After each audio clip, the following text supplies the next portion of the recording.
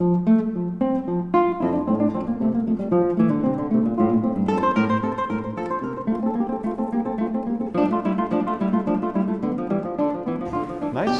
outfit. That's very nice. I like that, yeah.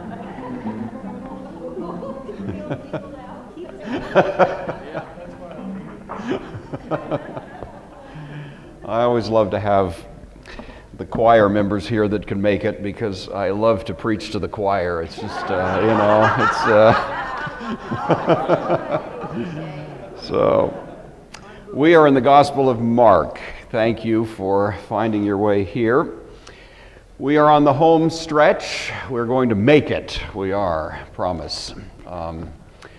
This is the dramatic conclusion to the story. As you know, we've seen Jesus celebrate the Last Supper with his disciples, and then they head off into the night, heading for the Mount of Olives and the orchard area at its base called Gethsemane. We looked at all of that last week. We noted in the process that Jesus, of course, was giving a gentle warning to his disciples that this is a path he has to walk alone. It sounds like a bit of a criticism of them, and in some ways it is, but on the other hand, it's simply a warning to them that they're going to be in the wind. Jesus has to do this without help from us, not from them, not from us. The entire heart of the gospel is Christ did this on his own without any help from us, because we were utterly helpless. And so even these who had been his closest associates bail as Christ now faces the gauntlet of providing the atonement that only he can provide. So they're napping while Jesus is agonizing in this prayer. He finds them the third time asleep, arouses them, and announces to them that his betrayer is on his way. And that's where we pick up the story this morning. So we are going to cover this morning the arrest of Jesus and then the very beginning of this kind of make-believe trial to which he is subjected. So both of those will have to stop about midstream, timing-wise, and we'll have to pick up the rest of that story of his trial next time, but we'll at least get going in it. So, we are in Mark chapter 14, beginning at verse 43, and this is still the Word of God. Immediately, while he was still speaking, Judas, one of the 12, arrived, and with him there was a crowd with swords and clubs from the chief priests, the scribes, and the elders. Now the betrayer had given them a sign, saying, "The one I will kiss is the man. Arrest him. Lead him away under guard." So when he came, he went to him at once and said, "Rabbi," and he kissed him. Then they laid hands on him and arrested him. One of those who stood near drew his sword and struck the slave of the high priest, cutting off his ear. Then Jesus said to them, "Have you come out with swords and clubs to arrest me as if I were a bandit? Day after day I was with you in the temple teaching. You didn't arrest me then. But let the scriptures be fulfilled." All of them deserted him and fled.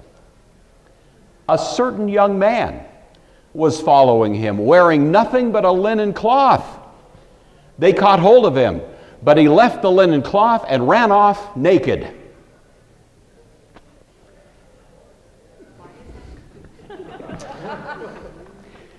The problem with doing what we do is that you have to deal with every verse,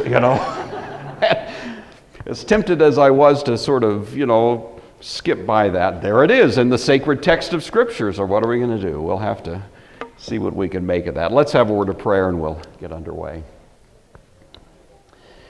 Our Father, we're grateful that this moment, this turning point of human history, was preserved for us by those who were there. We thank you that even 2,000 years later, we can find ourselves part of the story, part of the drama, identifying with some, admiring others, but most of all, finding ourselves once again face to face with this incomparable person of history who is at the same time our present Lord and King. We pray that through your Spirit this morning you would give us insight, help us to be fair to the text, and in all of it to honor Christ, in whose name we pray. Amen. All right, well again, just to remind you, we're looking at the last half of Mark. It's the creation of the kingdom, and in that connection, we're calling this the covenant being acknowledged. It's the prosecutors of Christ who will, in fact, out of their own mouths, acknowledge who he is. We've seen the Messiah alone, you'll all leave me. We've seen the Messiah agonizing, the garden prayer. Now we see the Messiah arrested. And that's the text before us here. So, while Jesus was still speaking, Judas, one of the 12, with a great multitude, swords and clubs, came from the chief priests, scribes, and elders. Mark probably says it's while Jesus was still speaking, simply to remind us this is not a train wreck. This is not an unfortunate mishap. Nobody could have seen it coming. This is something in which Jesus, in fact, is not the victim of anybody, but is indeed in the driver's seat. And he even announces the arrival of those who are intending to betray him. Judas is given to us as one of the 12. He's the only one with Jesus who is mentioned by name in this text, and that probably again is intentional on Mark's part. He doesn't even tell us the name of Peter, who cuts off the guy's ear. It's only these two who are mentioned by name. He's called by Mark one of the 12. It deepens our sense of the abandonment and indeed the wound that a close friend has, as the psalmist put it, lifted up his heel against me.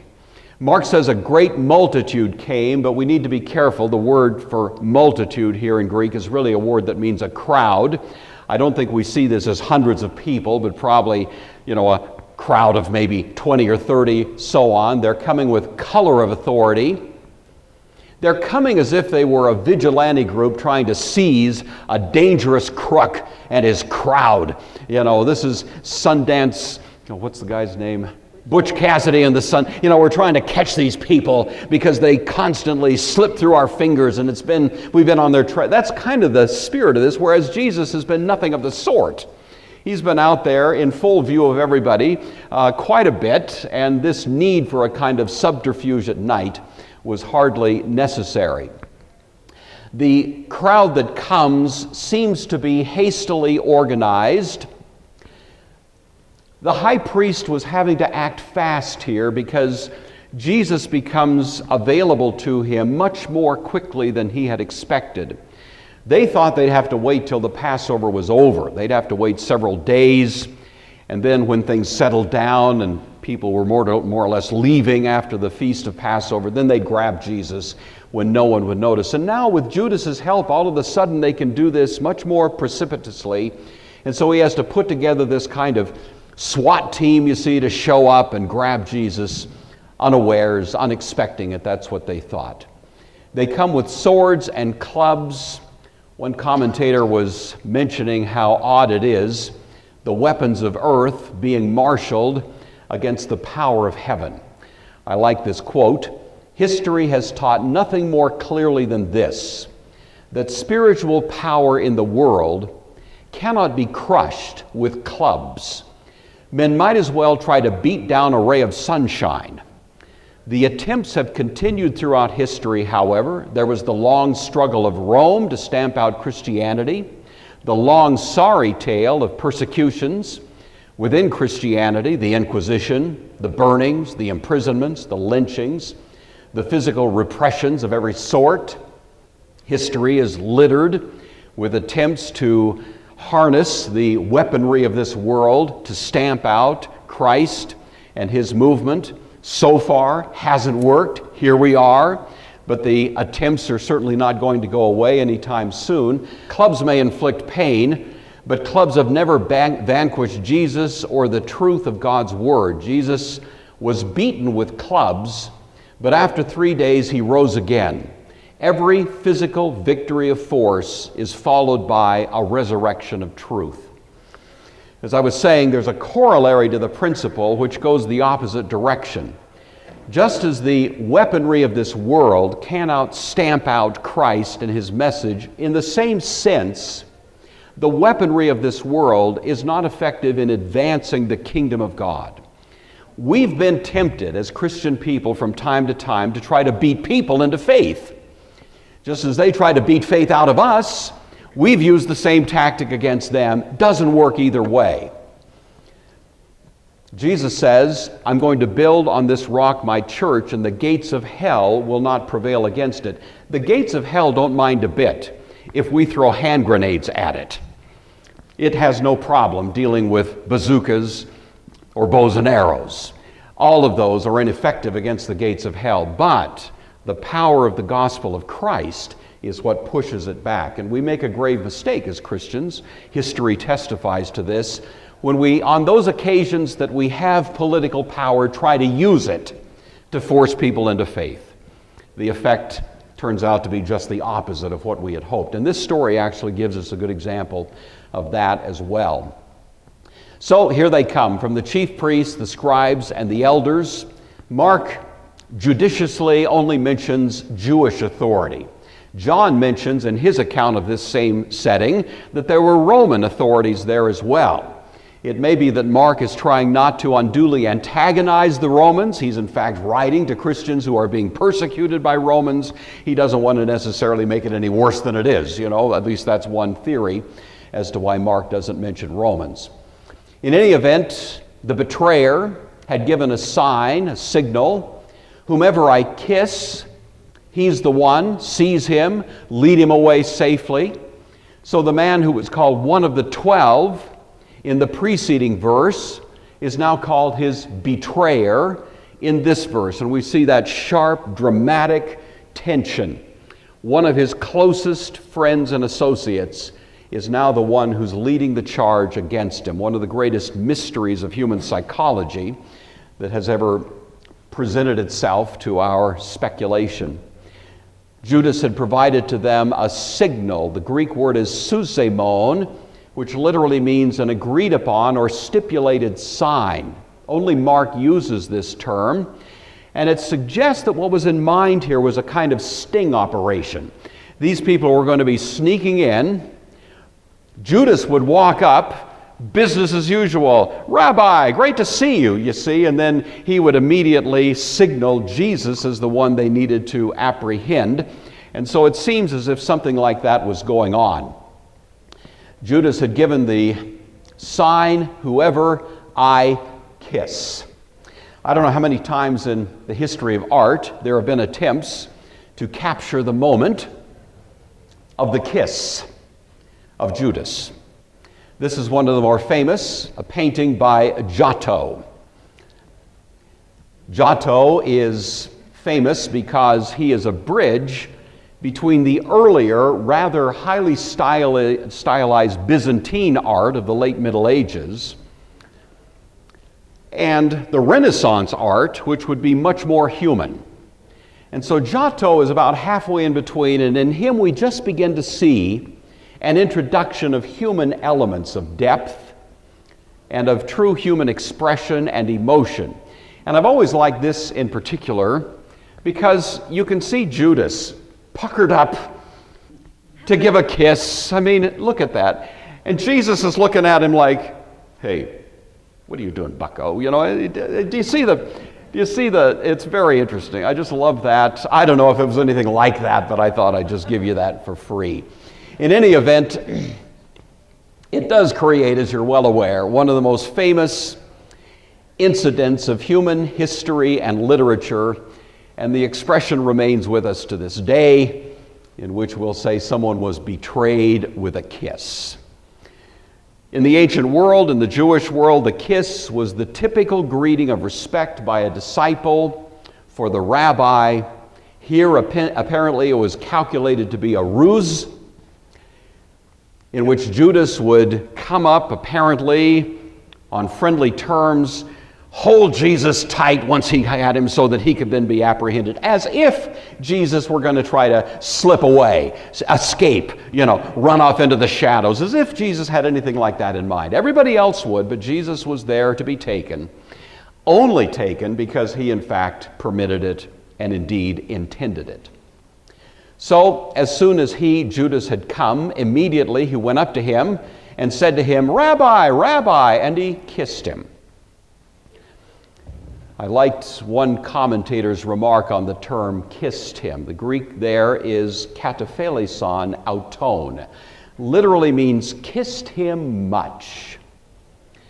This is the beginning, he continues, of the mockery of Jesus. In this incident, the kiss has become the supreme symbol of treason. In the case of Jesus, this was only the beginning. There have been great gestures of homage and devotion which go hand in hand with disloyalty. The formal honor paid to Jesus, accompanied by an actual denial of his teaching and spirit. This dark night was only the first of a long succession. To this day, people honor Christ with their lips while plotting the most anti-Christian actions in their hearts. We should always examine our hearts as to whether we betray Jesus with a kiss. They laid their hands on him, took him. One of those who stood by drew his sword and struck the servant of the high priest and cut off his ear. So they laid their hands on him. People have been trying to lay their hands on Christ for centuries, trying to control him, domesticate him, put him under their power, maneuver him, manipulate him. Jesus will not be treated that way. He's only going in this case because he indeed allows it and permits it. But he is not to be domesticated by anybody. But Peter didn't quite get that, and so he grabbed a sword, making good on his earlier promises. Let's give him credit where credit is due. He doesn't wilt right off the bat. He said, "I'll be there with you. I'll die with you if I need to." Mark, by the way, doesn't mention Peter by name. Peter probably wanted Mark to suppress that. This is one of the rare moments when Peter is a little bit heroic, and so he doesn't want any credit necessarily, although it doesn't turn out to be all that good in its outcome. This kind of mindless emotion that we all feel from time to time rarely produces much profit. What Peter does in the fray is he strikes one of the servants of the high priest. Malchus is his name. We learn that from the Apostle John, and cuts off his ear. Luke is the only one that mentions the healing of Malchus. Mark doesn't mention it. His purpose for telling us about Jesus' healings has now been satisfied, so he doesn't bother mentioning it. Luke, the physician, is very interested in how Jesus did that surgery, though. How do you put that back on there? That was quite a feat. I've always wondered about Malchus himself. He was a servant of the high priest. What impact did it have on him to have suffered this devastating blow? You can just imagine, on the ground, clutching himself, crying out in pain. And Jesus, who's being arrested at the moment, nevertheless walks over, takes that severed ear, puts it back on, probably looked him in the eye. What did that do to that man? And I wonder if Malchus, the servant of the high priest, mentioned that to the high priest. I suspect he might have. And then you wonder, how come the high priest doesn't wake up and smell the coffee? How is it that such a mad, angry, vicious passion can maintain itself in the face of such good? I don't know. But this is a remarkable moment that lurks in the background of this story. One commentator made, I thought, an interesting comment. He said, "How many times has a Christian show of force robbed a man of ears to hear the gospel of Christ?" Those occasions when Christian people have been tempted, as they have sometimes in history, to take up the force of this world and extort faith out of people, generally has the effect of robbing them of the ability to hear the gospel at all, and simply instilling in them a kind of anger, resentment, and bitterness against Christ that is one of the most tragic effects of this misguided strategy. Well, Jesus answered them and said, "Have you come out as against a robber with swords and clubs to take me?" Jesus, of course, with the power of a mere question, rips the mask off the motives here, reminding them he was with them daily in the temple, teaching. "You didn't seize me then, but the scriptures must be fulfilled." They had plenty of opportunities. If Jesus was a criminal, a rabble-rouser, breaching the peace, otherwise breaking the law, they had plenty of opportunity to put him in cuffs, read him his rights, and haul him away out there in public, but no. Because, of course, the people loved hearing him teach. And fear of the crowds drove these religious leaders who walked a tightrope in which, on the one hand, they wanted to lord it over the common people, and on the other hand, they desperately needed their respect and admiration and support. And so while they have to appear to be superior to everyone, at the same time, they are beholden to them, and they didn't want to mess with Jesus, who was obviously gaining such traction in the popular sentiment. Jesus says the scriptures must be fulfilled, probably thinking of Isaiah 53, which discusses this one, the suffering servant, led away as a lamb to the slaughter, and that may be what they had in mind. So anyway, the disciples forsook Jesus and fled. They had all accepted the cup from Jesus. They had all pledged him their lives, and now they all abandoned him, as he predicted when it mattered. Although Peter and John, we know, followed at a distance, and Peter actually winds up in the courtyard a little later. And now this one. A certain young man followed him, having a linen cloth thrown around his naked body. It's mentioned twice. The young man laid hold of him, left the linen cloth, and fled from them naked. It's been the common view, it's the view of your Sunday school teacher, that the man who is being referred to is Mark, who's probably in his mid-teenage years, and this is a little cameo appearance in a very non-heroic fashion, showing up in the story, kind of like an artist signing his name, down in the corner of a painting, something like that. We have every reason to believe that the Passover celebration took place at the home where Mark resided. We hear of this big house with a large upper room and so on many other times in the New Testament, especially in the book of Acts. And it does appear as we triangulate this that was his home, and it was his mother, and maybe his father, the father's never mentioned, who were actually the masters of the home. If that's the case, then Mark was very likely present at the Last Supper, because certainly more than just the 12 were there. There was extended family and probably some kids. That would be a typical Passover celebration. It may be that Mark had retired when Jesus was leaving with his disciples, heading off toward the Mount of Olives. Mark goes to bed. He's maybe dozed off to sleep, and he hears this crowd coming by. What I'm giving you is at least what I think is a plausible explanation. This is not in the Bible, but it's at least a way to try to put a frame on this very strange little set of verses. If that happened that way, Judas brought the crowd back to that very place, thinking he might find Jesus there. Jesus is not there. And so he goes to the typical haunt of Jesus and the disciples, which is out in the Garden of Gethsemane. But of course, Mark probably hears the ruckus in the street, wonders what's going on, grabs this bed sheet and wraps it around him and goes out taking a look, and may in fact then have started following along. Interesting word that's used for linen cloth. It's the word Sindona, which comes from the name of the city where it was manufactured, Sidon, which is up in Phoenicia, and this was one of many rather luxurious products that were put out by that particular city. And so it suggests that Mark was in a family that had some wealth.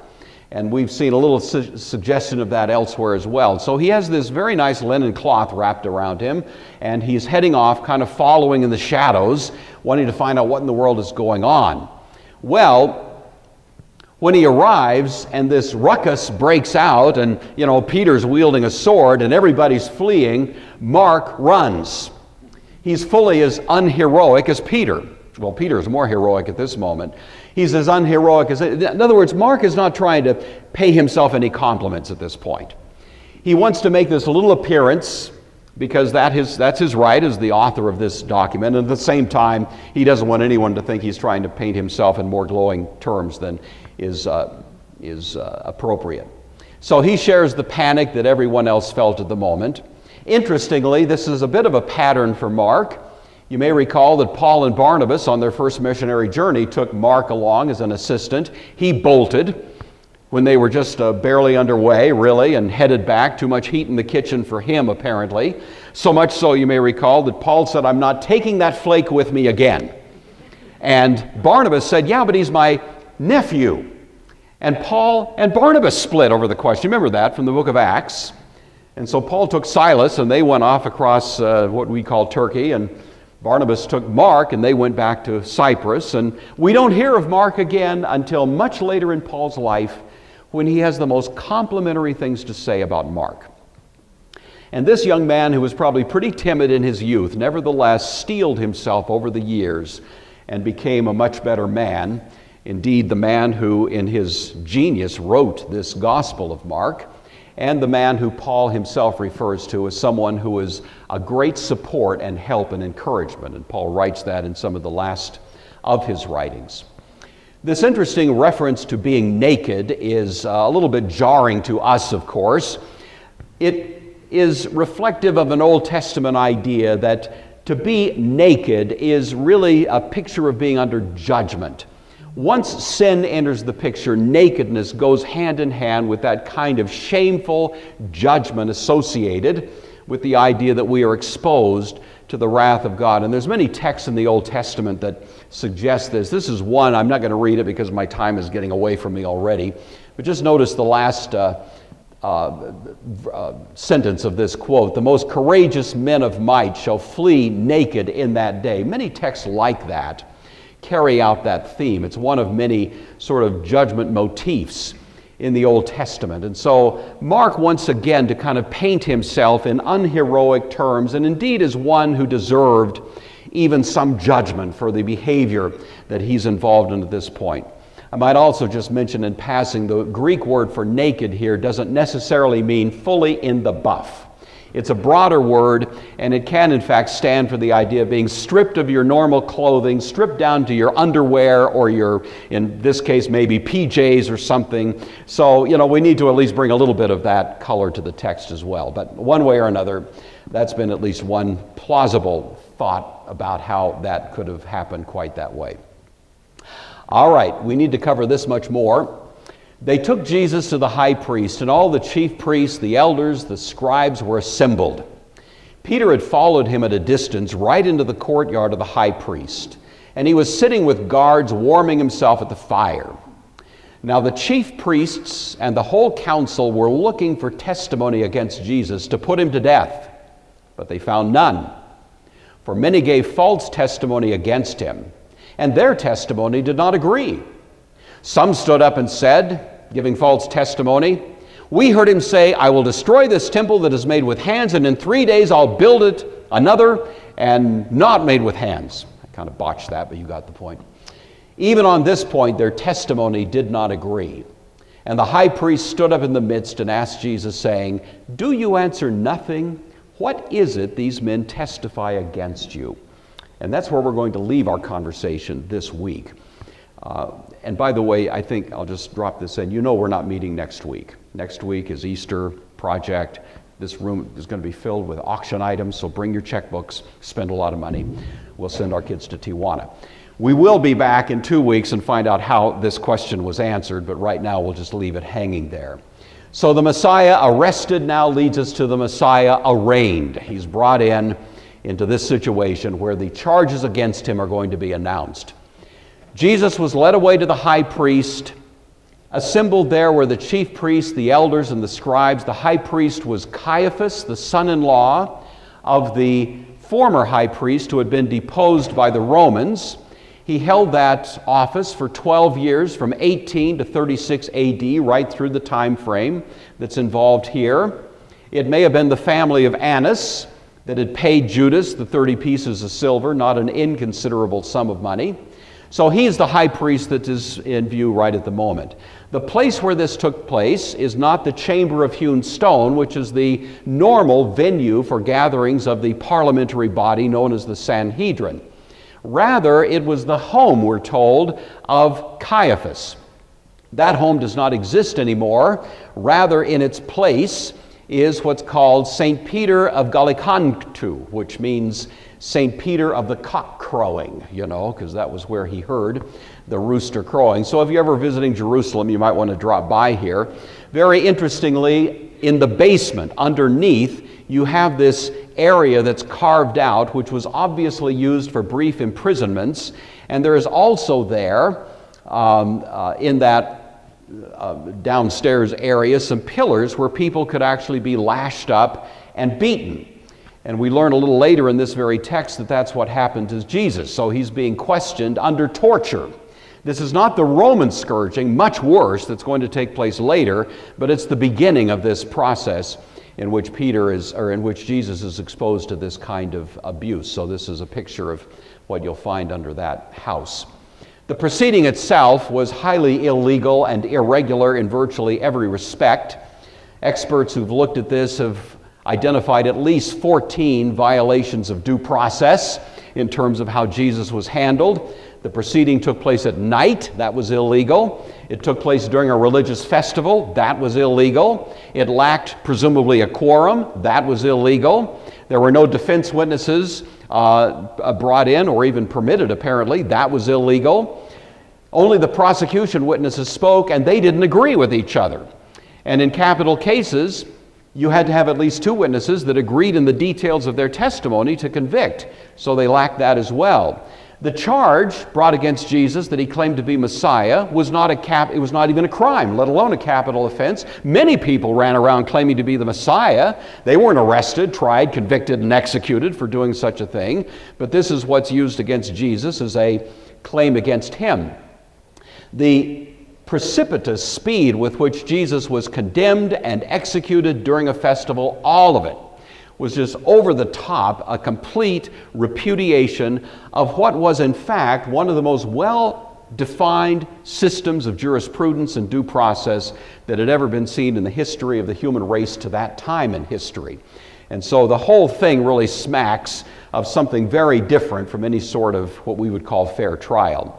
One commentator said this really amounted to a private examination in camera conducted secretly by Jesus' powerful enemies who were really just looking for grounds to denounce him to Pilate.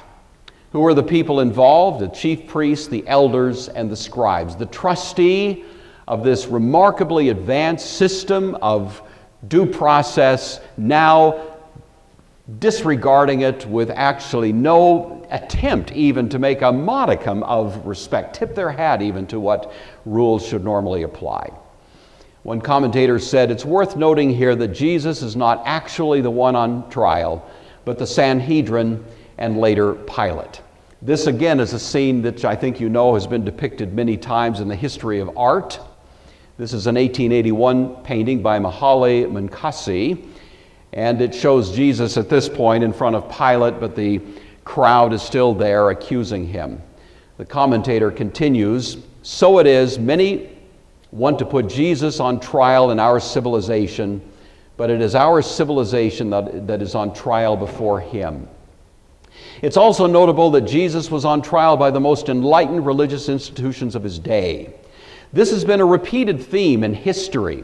Whenever the religious institutions gained the wealth and favor and political influence of this world, the hierarchy feared the loss of privilege, financial as well as political, far more than it feared God. A high redeeming fear of God had been traded for a small damning one, fear of people. No one wanted a disturber, and Jesus was certainly that. Hence Jesus' warning, watch and pray that you do not enter into temptation. Back at the ranch, Peter followed at a distance into the courtyard of the high priest, sat with the servants. He had a hoodie on, you might can imagine that. So he's trying to keep himself incognito. This is the home of Caiaphas. The architecture typically was a horseshoe affair in which there'd be an open area out in front where the fire was burning to keep people warm. I imagine Peter may have looked a little bit ill at ease sitting out there. He probably saw that Malchus go walking by that he had chopped off his ear a little while ago. He probably saw some others that had actually been out there present when Jesus was arrested. He sees some that would soon be mocking Jesus. He's sitting there in a very odd situation, probably still trying to calculate in his mind, how can he be heroic? How can he step up and make good on his earlier promises? I'm sure he was entertaining some thoughts like that. He was warming himself, as literally pros to phos, toward the light. And so his face is illumined by the fire, even as he's sitting out there. And of course, he'll be recognized soon enough by some others that are in that vicinity. Meantime, downstairs, the chief priests and all the council sought testimony against Jesus to put him to death, but they found none. Mark says it's all the council. That's hyperbole. I think we have every reason to doubt that the entire Sanhedrin was gathered together at that time. It certainly suggests there was unanimity among those who were present. It's also unlikely that the entire Sanhedrin was present because we know Jesus had at least some friendly voices on the Sanhedrin. Nicodemus had visited him, and we have every reason to believe had become a believer in Jesus, though probably still rather quiet. Joseph of Arimathea, Gamaliel, others would likely have voiced a protest. They were principled individuals who would have realized that this kangaroo court had no place in Jewish jurisprudence. But those who were the most hostile and concerted in their attempts to get at Jesus were probably the ones who were participating. Jim Edwards says, quote, the Sanhedrin sacrificed its best jurisprudence to the overriding concept of the nation's greater good, what we call national security today, resulting in a travesty of justice and the condemnation of an innocent man to death. The Sanhedrin had done this a few times. James the Just, as he's called, James the brother of Jesus, we're told by Josephus, was put together in a very similar kind of proceeding in the year 62. So almost 40 years later, we have the Sanhedrin still doing this. I don't need to remind you good Presbyterians that even though what's happening here on the face of it looks like bad people doing bad things to a good man, and that somehow something somewhere has just lost track of things and it's going out of control, all of this is happening according to the precise will of God, and that's the universal testimony of the New Testament. So even though as we read the story unfolding, we are aghast at these things, nevertheless we understand in the greater scheme of things, this is exactly what had to happen. When Peter stood up on the day of Pentecost and preached the first Christian sermon, he said this, Acts chapter 2, "Men of Israel, hear these words. Jesus of Nazareth, a man attested to you by miracles, wonders, and signs which God did through him in your midst, as you yourselves know. Him, being delivered by the determined purpose and foreknowledge of God, you took by lawless hands, crucified and put to death."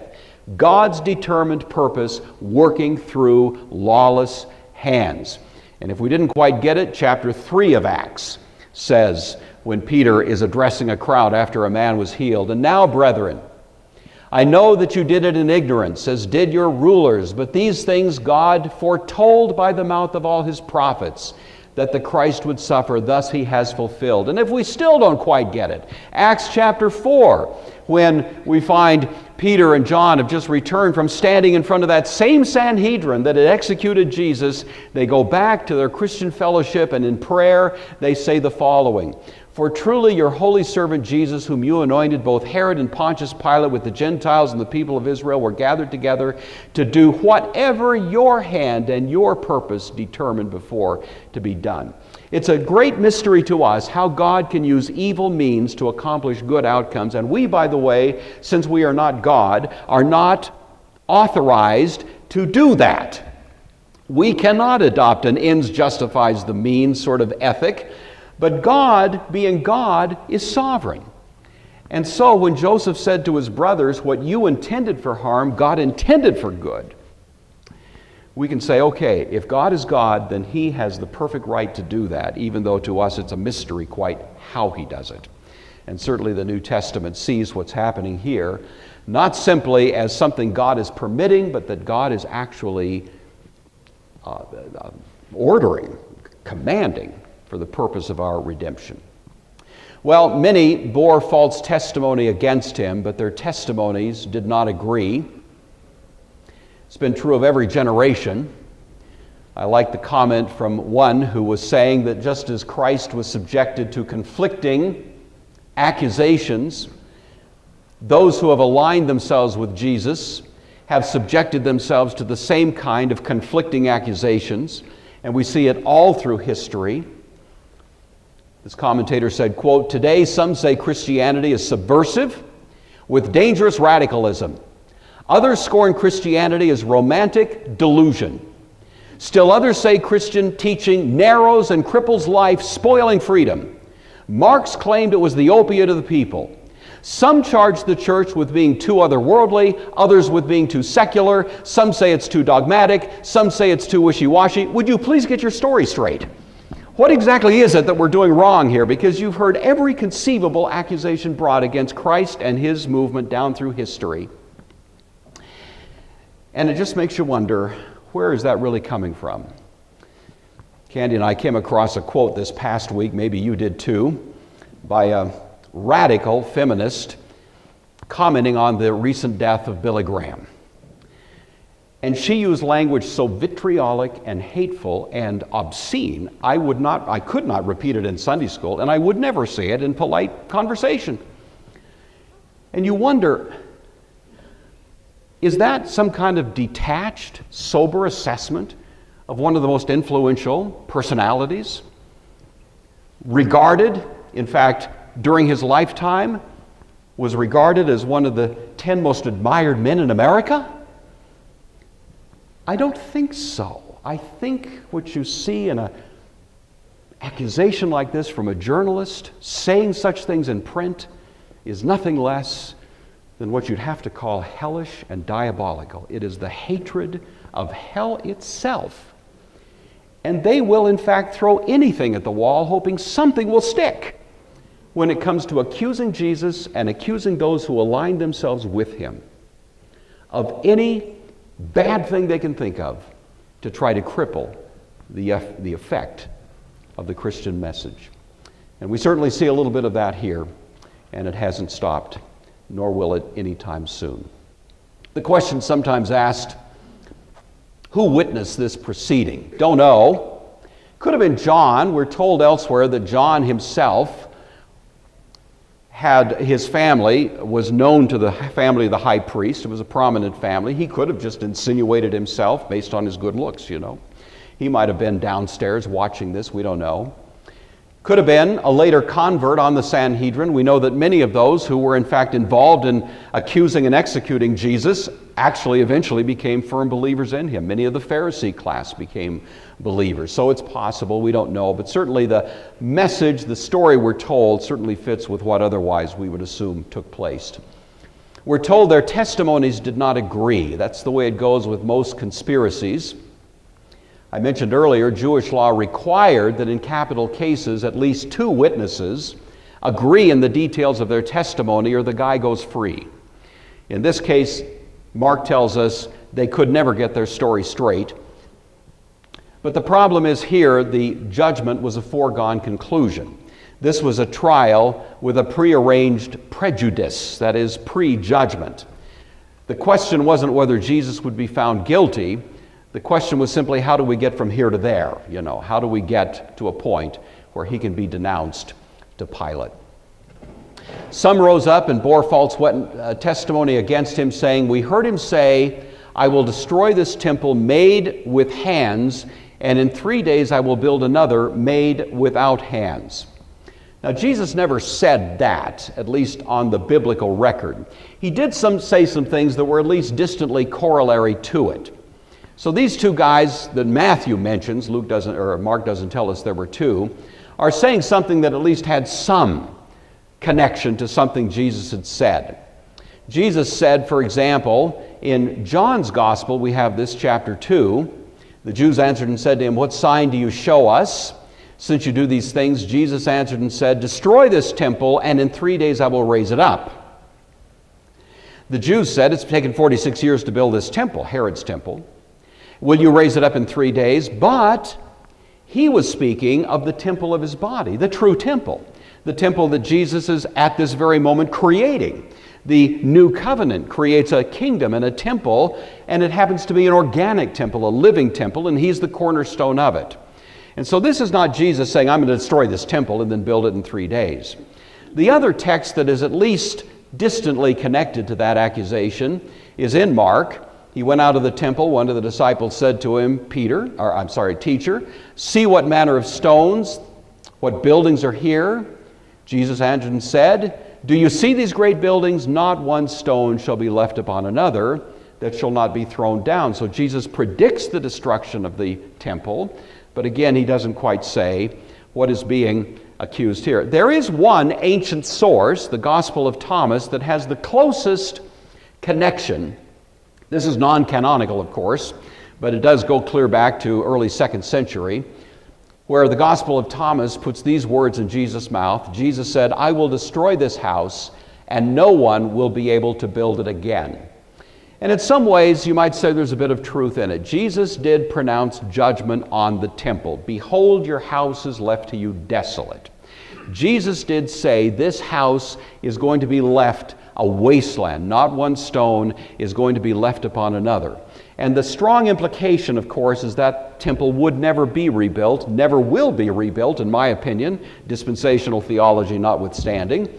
The true temple is the temple of God's people. You are the temple of God. You are the residency of God in this world. Christ is the cornerstone. We are pillars in it. We are rocks in it. We are stones in it. But it is a living temple that is now carrying the message of the kingdom of God to the world.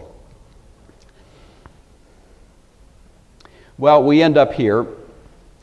Not even then did their testimony agree. And the high priest stood up in the midst and asked Jesus, saying, "Do you answer nothing? What is it these men testify against you?"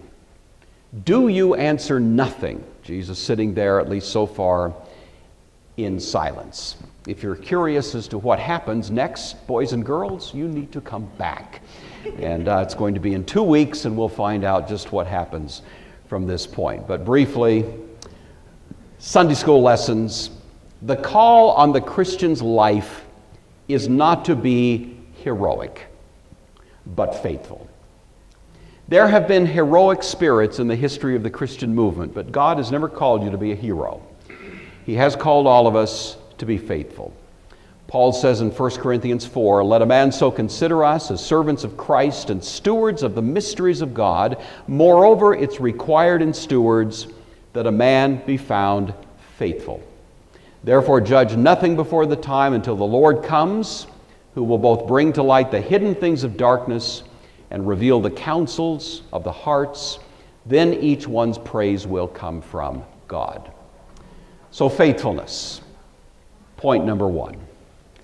Number two, Christian faithfulness requires relying on weapons of heaven, not earth. We have weapons as Christian people, but those weapons don't look like hand grenades or bazookas or other weaponry of this world. Sometimes those weapons are necessary. The church has traditionally taken a just war theory. That's a whole different question. But when it comes to advancing the kingdom, when it comes to spreading the news of Christ around the world, those weapons are less than useless. There are more powerful weapons at our disposal. The Apostle Paul says in 2 Corinthians, "Though we walk in the flesh, we do not war according to the flesh. For the weapons of our warfare are not carnal, but mighty in God, for pulling down strongholds, casting down arguments, and every high thing that exalts itself against the knowledge of God, bringing every thought into captivity to the obedience of Christ." And finally, the purposes of heaven will be realized, though at times it may at times come through lawless hands. That's why we can take comfort when we see in this world sometimes lawless hands seeming to have their way, and certainly we have a role to rise up in holy protest when it's appropriate to do so, but we should never think that God himself is in heaven wringing his hands and wondering, what am I going to do now? What a mess!